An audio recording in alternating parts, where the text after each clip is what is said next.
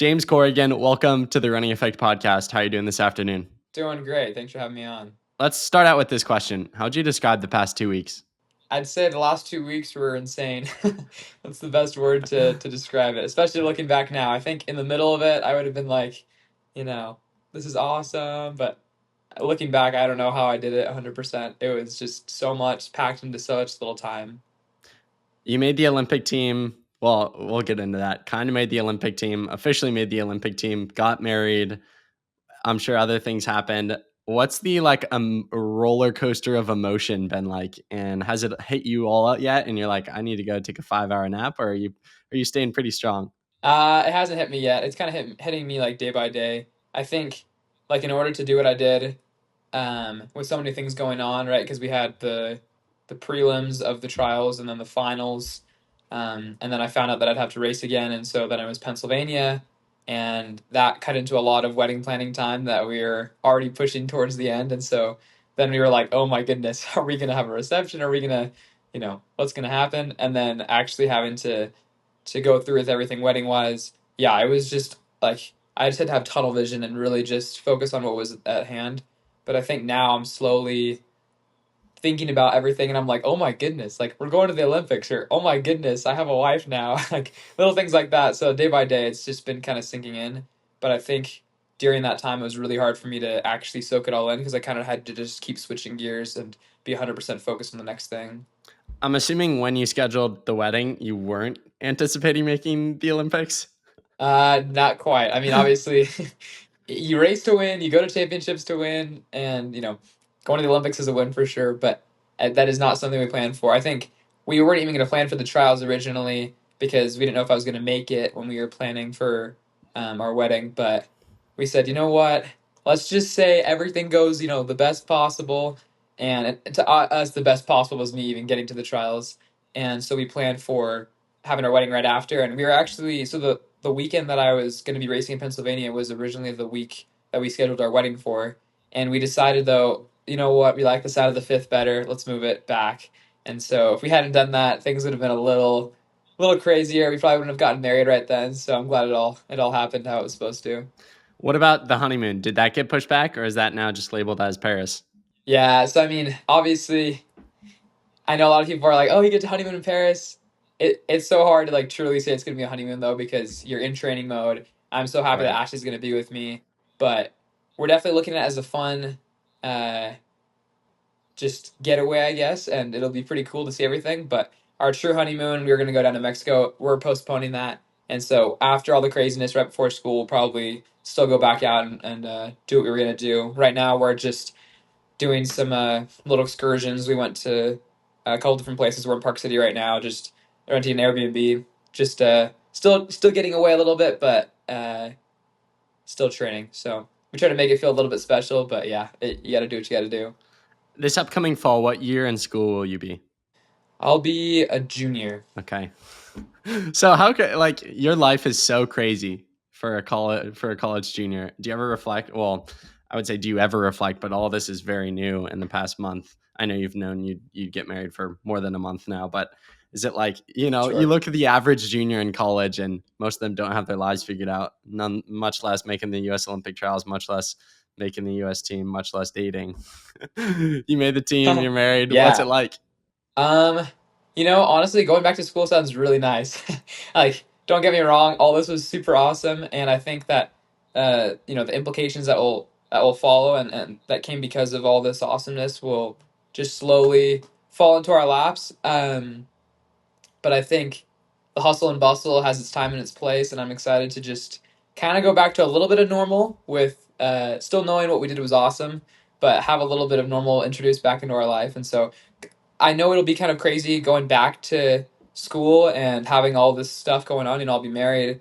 I'll have just run in the Olympics, and then all the pressures, but excitement and stuff of going into a cross country season. I think more than anything, I'm just so excited to train with my teammates again. I have not really run with them in so long, so I'm really excited to see them. And I think if anything, going into this next school year, it's going to be a relief and just feel so good to just kind of have a normal again, a new normal. Right now, of Coach Eyestone's athletes, I think it's Clayton Young, Connor Mance, Kenneth Rooks and yourself, how much overlap is there within training these days? You're up in 20 miles with Mance going 5:20 pace. Yeah, that's not true. I don't do that. No, I mean, they're on a completely different training schedule, and their training blocks look different. Their build up. I will say, like recently, because we were all going to the trials, we did work out a little bit together.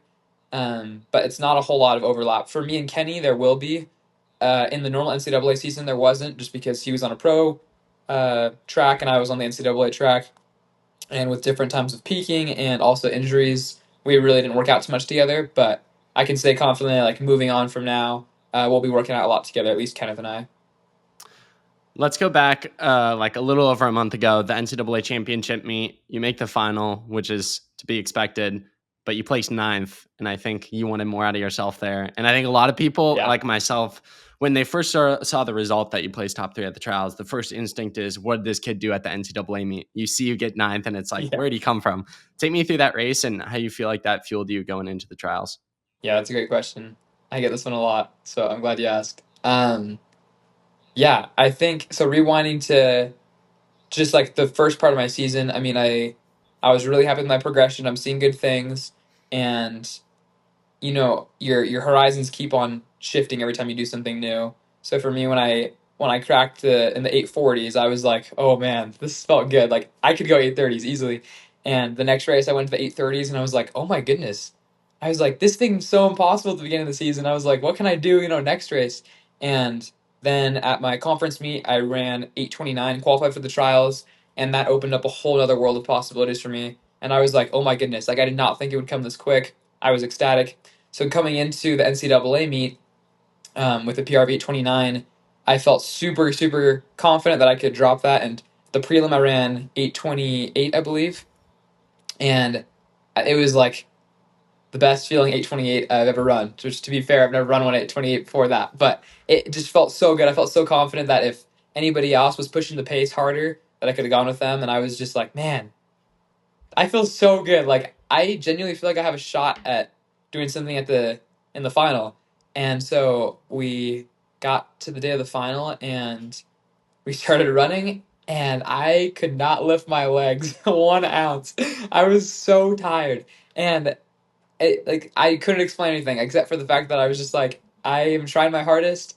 I think I ran an 829 that day, so I would never consider that a bad race. I gave a hard effort, and I think I learned a lot, but I was so confused. And so one thing I thought about afterwards, like just kind of thinking about the meet in the next coming days, is that I'd never run a round race before. So I've never run an event short enough to warrant a round, and I've also never gotten far enough in a championship to warrant a round.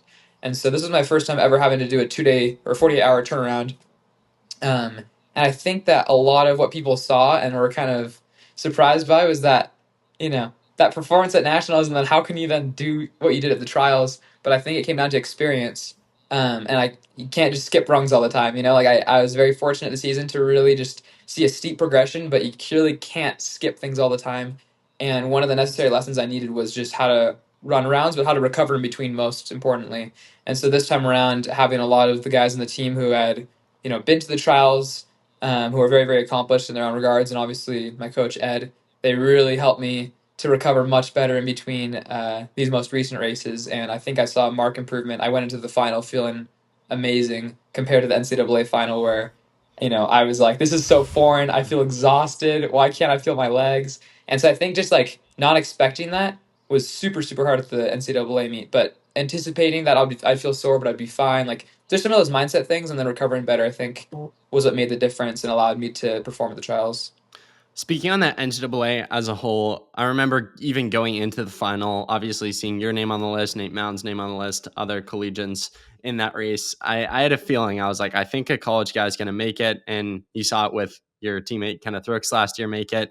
The NCAA Yeah. is at a level it's never been at, but historically, the steeple guys in the NCAA seem to match up like unbelievably well with the top in the US. Whereas like the 15 and 5 and 10, yeah, you may have one or two guys who can mix it up, but not like the steeple where it's just the time, a lot of times the leading time going to USA's is from a college kid. Can you speak to the depth of the NCAA. And yes, maybe ninth was definitely an off day for you and you hadn't had that experience, but also like the 8 guys in front of you, it's just ridiculous the level we're at today. Yeah, I think I look at that race and I have to always be very emotionally level headed when I'm assessing races and really pick it apart, because if you look at it from face value, I didn't run a bad race. I closed well. I ran a good time. It just wasn't what I needed on that day. And I finished and I was like, man, I can't let someone else's success be my, something negative for me. And I I was a little shocked because the entire field was all within like 5 seconds there. And everyone ran under 8:29. I can tell you that much because they beat me. But uh, I just realized, holy smokes, like we've got a deep field here. These guys know what they're doing. And I think more than even recent years, we've just seen not even maybe like an individual who's like crazy fast, like maybe Kenneth was, or I think it's Ahmed Jaziri, if I'm naming him correctly, where really really fast. But I think we're just seeing more and more of like the guys in the steeple field squish towards that top group where they're just more consistently running fast times. And so I think going into the trials, yeah, I'm not very shocked that some of the collegiates were going to do well, and I think there's just a level of pride that comes with it where you're like, I want to do good, I want to have better technique than these pros. I want to go into a race and I want to be able to beat them off of just purely the hard work that I've done. I think in a lot of the other events, like, your training is really going to show what you can do. But in a steeple, you have your base training and you have a level of technique that you've mastered. And that's what I think makes it so fun and so rewarding, is that you can put those two together and there's really not a skill cap to the steeple. I think you can always get so much better. And so I think that's why you see so many collegiates that do really well in it, because they're young and they're so excited and they're willing to put a ton of work into to master those techniques. Was this your first ever year steepling? No, I Last year? tried the steeple a little bit Okay. last year. Yeah. Is it crazy to see that growth? You talked about like the new guy energy. Are you riding off that right now? Oh, for sure. Yeah, it's the best feeling when things started to click. I had a really hard time with it last year, just like making things click, because I was super fit. And, BYU guys really can get into shape, but it was just super hard because I didn't have that technique side down. And so last year I tried it a couple times, but I also knew that you have to pay your dues with the steeple. You can't run it twice and expect to see a whole lot. And so, like, coming into this year, I wasn't shocked when I started dropping time from the 50s to the 40s to the 30s, but I think I was just so happy. And then obviously, I was pretty shocked later on. But yeah, last year was just tough. I mean, like, my water jumps were definitely my weakest part. I was terrified of the water jump, and like my my hurdles just left me like landing weird, and I was always just worried about like my feet and ankles. And it was just a really hard time to like show my fitness through that while the technique wasn't very good. And so this year, while I had already had like a calendar year underneath my belt of, remembering how it felt and also still getting more and more fit, I think it all came together at the right time. So your first race after that NCAA performance where you placed ninth was the trial semifinal round. What were some things you did in the week and a half or so leading into it to change your mindset and go in with a fresh perspective of like, okay, I can make the final, but I got to change some things?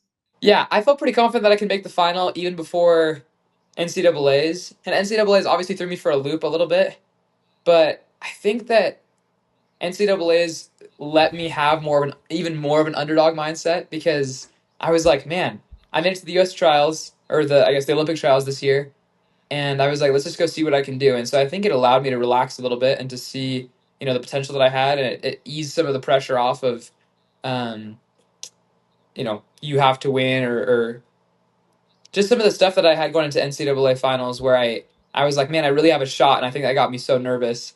And so going into the trials, it really let me reset and have that underdog mentality like 100%. So it felt really good. So you make the final, you line up in the final. What's the conversation leading into it with Coach Highstone or friends, family, teammates of like, okay, how do I make this miracle day happen? Yeah, I mean, Ed and I sat down at the kitchen table, and he had a notebook full of stats and predictions and how he thought the races could go. And he just had so much written down.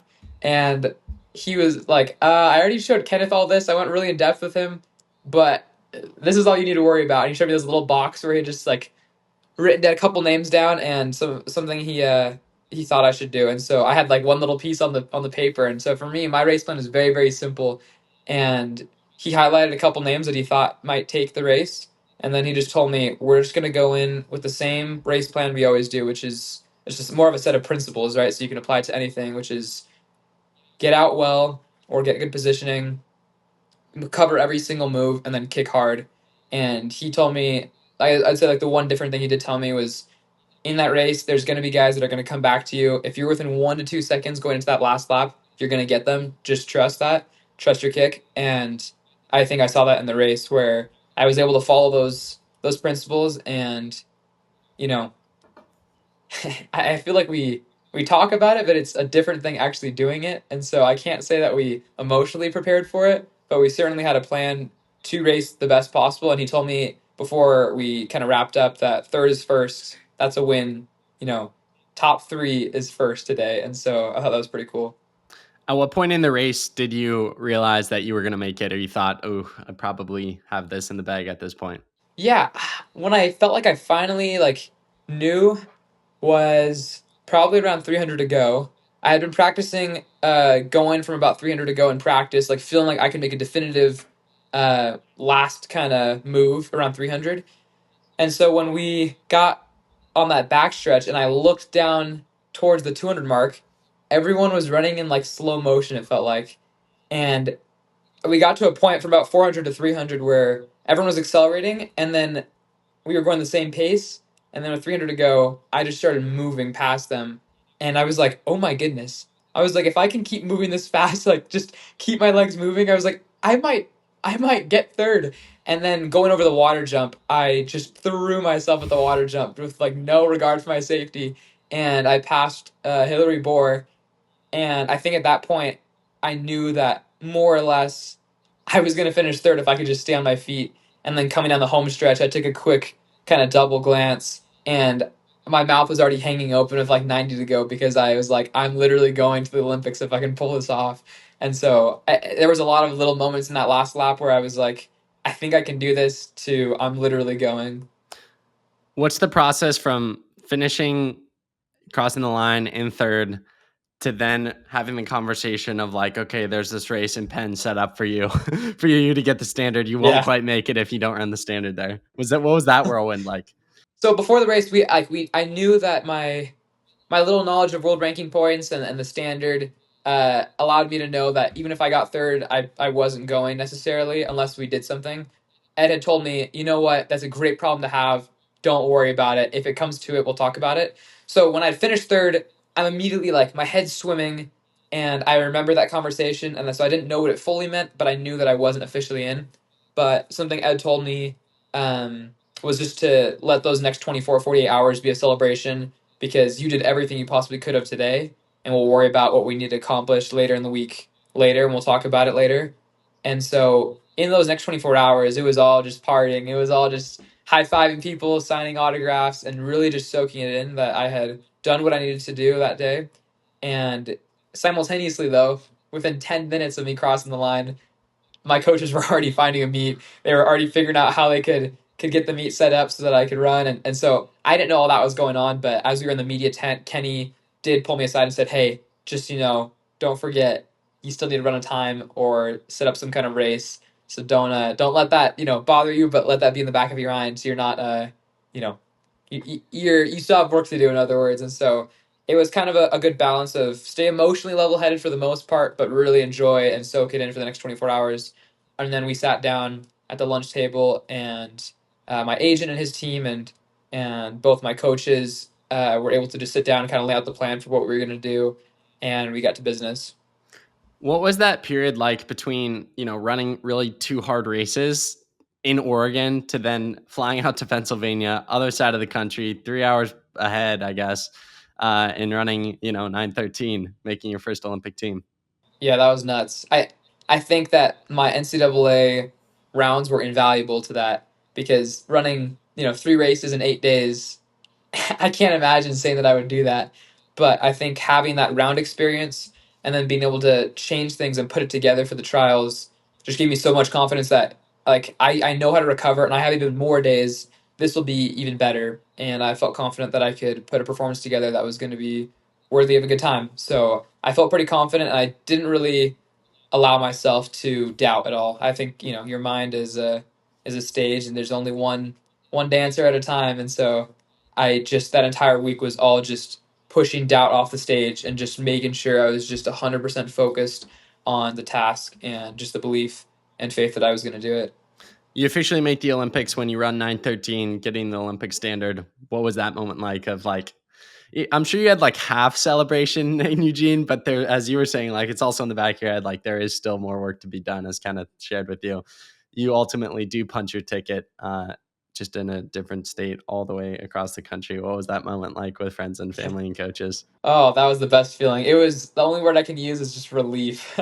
I was like, oh, all this built up pressure, and a lot of it was pressure that I put on myself too, because I wanted people to watch and I wanted people to come and support. So I posted about it. I got the word out. I did some interviews in Philly, but you know, obviously that's a lot of pressure, and it can be nice, but it can also be really hard. And so, with all the pressure ending, with knowing that I was going to the Olympics, kind of wrapped up, all of that was just relief crossing the line, and it was the coolest feeling. Everybody was on their feet, lining the little stadium railing there, and it was just the coolest thing ever. More pressure, like more, were you more nervous going into the finals of the US trials or into this time trial race? The time trial Really? race for sure. Okay. Yeah, like, and again, like the underdog mentality is so powerful. It allows you to relax because you're not like, you don't feel like eyes are on you. You don't feel like there's pressure if you do bad, if you do good. Like there's really only a capacity for good when you have that underdog mentality. Going into the Pennsylvania race, all eyes are on me. It's set up for me. The event was added for me. I'm the one that needs to get the time. So it felt like there was so much more pressure. But I will say, being able to call and talk to some of my teammates about how they handle pressure was super helpful. Just to understand, pressure is a privilege, as coach says sometimes, and I think that really helped me to calm my nerves down. But it was certainly a lot more pressure than the finals at the trials. Obviously, once you become an Olympian, it changes the trajectory of your life, quite frankly. Being an Olympian is something no one can ever take away from you. Obviously, it just kind of happened. You haven't even been to the Olympics yet. Like I'm sure it'll take months for this all to settle in. But as we said, you're a junior in college, thinking towards the future. What's just like the mindset on what's possible, given that 2 months ago you were just an 8:29 guy who was happy to make the NCAA meet, and now you're an Yeah, Olympian and you've run 9:13 and you're doing things that have never been done in the NCAA before. What's kind of the mindset on what's possible? 8:13 by the Eight, way. I sorry. did run 9:13, but last year. Just There kidding. you go. Um, yeah. So if I understand you correctly, you're just asking like, what does that look like for the future now? Like, what do I feel like is possible with all this going Yeah, on? yeah. How do you feel like everything has like redefined Um, what's possible? yeah, that's good. I use the word like kind of changing horizons earlier, and I think that's the way I feel, is that every time I've done something or accomplished something more, my horizons just gets lifted a little bit. And I think now, I'm not gonna lie, I just immediately start jumping way beyond what people are probably thinking. Um, I just think about how much time I was able to drop in a season, and I also think about how awful I feel about some of my hurdles still, and I being not as good at certain things makes me excited, because I'm like, oh my goodness, if I could drop this much time off of what I did learn and what I was able to accomplish, think about how much more time I can drop when I can really refine all these things and continue to get a lot of help and work out with Kenneth. And so I'm eyeing that all time NCAA record. I'm eyeing the American record in a couple of years, like, and I'm not saying those things are like even happening the next year, but just looking at it ahead, I'm like, dude, this opens up so many horizons. Like my eyes have just been lifted a little bit, where a lot more possibilities are on the table. And I think about making world teams for the next couple of years. Like that's so exciting. Like it's not to say like that everything's going to happen, but you've got to start visualizing it. And I think that's what gets me really excited. What would you say to a kid listening right now who doesn't quite feel like they're anywhere near their goals, but they see your journey and they see how much can change in a year? What would you say to them in terms of keeping at it, keeping working until you realize those dreams? Yeah, I'd say, well, first of all, there's no silver bullet. There's nothing that I did this season that, no special juice, no secret training, no secret workout. There's nothing like one thing that's going to change everything. But I will say that like training is super important, but the mindset is even more important, because it doesn't matter how good your training is if you can't have the right mindset or expectations with goals. it's going to be really hard to see improvements. I think this season I focused a lot less on times and I focused on the process of racing, and I saw some amazing things because of that. So I'd say for anyone listening, if you can focus on principles instead of plans all the time, it's going to help you do things that you weren't ready for. Sometimes you limit yourself a little bit when you set specific plans or goals, um, but following a process is really, I think, what helped me to not worry so much. Sometimes we'd get into races like where I broke 8:30 for the first time, and if I had been focusing on the splits or the times, it would have been done. Like I would have been out of it, probably wouldn't have won the race, just because I heard like 69, 70, 71. Like we were slowing down and we had run a 64 first lap. So like things were all over the place. I was like, we're not running a fast time. Like there's no way. We went out too hard. We then slowed down so much. Like, how are we going to make up all this time? But I think because I wasn't focused on that and I just heard about it afterwards, I was able to just go in and follow a process and close harder than I'd ever closed and do some awesome things. And I think that's how a lot of my races this season went is I was focused on the process. I was just focused on winning. I just wanted to beat that guy. And because of it, I did things that I didn't know my body could. I wasn't thinking in terms of, I have to run this split. I have to run, this time in my workout. It was just all gas, just race, just go get those guys. And so I think if I were to sum it all up again, it's just focus on some process goals, focus on what kinds of things you're going to do in a race. And if you can have fun racing, it's going to get you a lot of motivation to train hard in the season and then I think you're going to surprise yourself and do some awesome things.